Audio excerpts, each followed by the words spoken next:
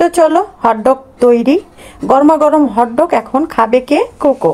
এই তো কোকো ঘুমাচ্ছিল। হটডগের থালিটা যেই তার নাকের সামনে দেওয়া হয়েছে, চোখটা ড্যাব ড্যাব করে বের করে তাকিয়ে আছে।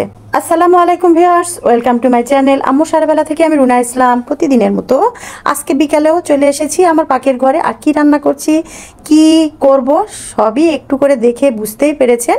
তো আশা করছি যে যেখান থেকে দেখছেন সকলে মঙ্গল মতো আছেন। তো আসেন দেখি। তো এতো চলে আসলাম রান্নাঘরে। তারপরে ফ্রাই প্যানে সরাসরি দিয়ে দিলাম বাটার, দুই টেবিল চামচের মতো। তার সাথে অ্যাড করে দিলাম আদাটা দিয়ে যেই একটু ফ্লেভার বের হয়ে আসলো, তখনই কাঁচা মরিচ আর পেঁয়াজ কেটে রাখা ছিল। হাফ কাপ পেঁয়াজ ছিল এখানে, আর 4টা কাঁচা মরিচ ছোট করে কাটা ছিল, দিয়ে দিলাম। দিয়ে একটু নেড়ে চেড়ে এর সাথে দিয়ে দিচ্ছি একটু লবণ। তবে এই লবণটা যদি আপনার টেস্টি সল্ট ইউজ করতে চান করতে পারেন। আমি এখানে হাফ চামচ টেস্টি সল্ট আর হাফ চামচ খাবার সাদা লবণ দিয়ে দিয়েছি। সাথে দিয়ে দিলাম মরিচের গুঁড়া 1 চা চামচ, আর ধুনা আর জিরার গুঁড়া দিয়ে দিয়েছি হাফ চা চামচ করে। সামান্য পরিমাণে হলুদও দিয়ে দিয়েছি সুন্দর একটা কালারের জন্য, না দিলেও সমস্যা নেই, কারণ আমরা এটা হটডগের পুর তৈরি করছি। এর সাথে আমি দিয়ে দিয়েছি হাফ চা চামচ অরিগানো। এখন সব কিছু মিলিয়ে সয়া সস দিয়ে দিলাম। ডার্ক সয়া সসটা দেওয়া আছে এখানে 1 টেবিল চা চামচের মতো। তারপরে নেড়ে চেড়ে এর সাথে আমি চিকেন আর বড় একটা টমেটো অ্যাড করে দিলাম। তো চিকেন ছিল এখানে হাফ কাপ, আর বড় একটা টমেটো হাফ কাপ, দুইটা মিলে এক জায়গায় করে এই তো গোলমরিচের গুঁড়ো 1 চা চামচ সেটার সাথে অ্যাড করে দিয়ে এখন নেড়ে চেড়ে তৈরি করে নিব পুর। তবে যেহেতু কাঁচা চিকেন দিয়েছি এখানে, তাই কিমা করা না, টুকরো করে ছোট করে কেটে নিয়েছি। তাই এখানে সামান্য একটু পানি দিয়ে এটাকে একটু মাংসটা সিদ্ধ করে নিব। তো এই তো খুব সহজে হয়ে গেল। নামানোর আগ দিয়ে 1 চা চামচ চিনি অ্যাড করে দিলাম। এতে করে স্বাদটা তো দ্বিগুণ হবেই, ফ্লেভারটাও অসাধারণ। এবার চলে আসলাম এই তো আসল যে কাজটা, সেটা হলো ডো তৈরি করা। তো গরম 2 টেবিল চা চামচ বাটার আমি গলে নিয়েছি।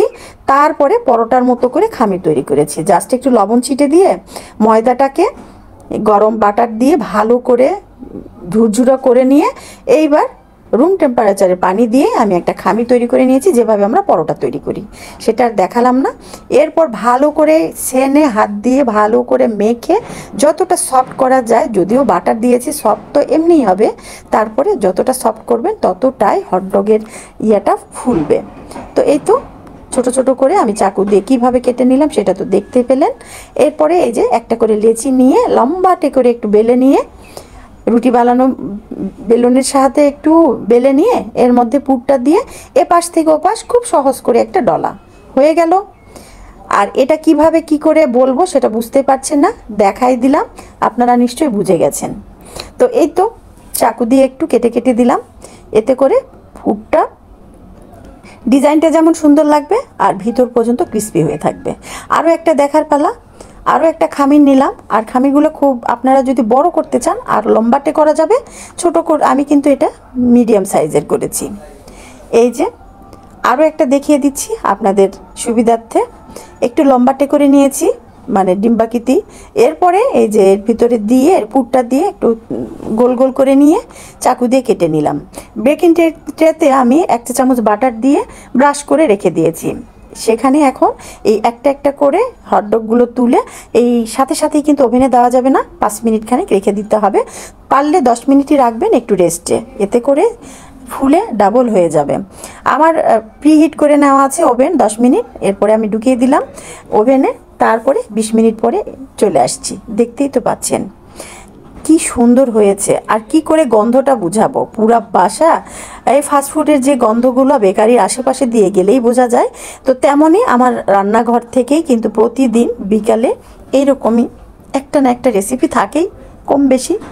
তো তৈরি করে নিলাম গরমা গরম হটডগ। এখন শুধু সস আর খাওয়া, মানে সসের সাহায্যে খাওয়া। তো গন্ধে তো কোকোর ঘুম আসছে কি আসছে না, মানে এমন একটা অবস্থায় আছে, একবার রান্নাঘরে আসছে একবার যাচ্ছে। তো আমি এরকম করে আমার ওভেনের ট্রেতে আরও একবার দিলাম, দিয়ে 2 বারে আমি যে 2 কাপ ময়দার ডো দিয়ে আমি এতগুলো নাস্তা বানিয়ে নিয়েছি, যেটা আমার আজ সন্ধ্যা এবং কালকে বাচ্চাদের টিফিনের জন্য হয়ে যাবে। তো কেমন লাগলো রেসিপিটা, আশা করছি সকলের ভালো লাগবে। যদি ভালো লাগে অবশ্যই লাইক কমেন্ট সাবস্ক্রাইব করে পাশে থাকবেন। আজকের মতো এখানেই বিদায় নিচ্ছি। আল্লাহ হাফেজ, শুভ সন্ধ্যা।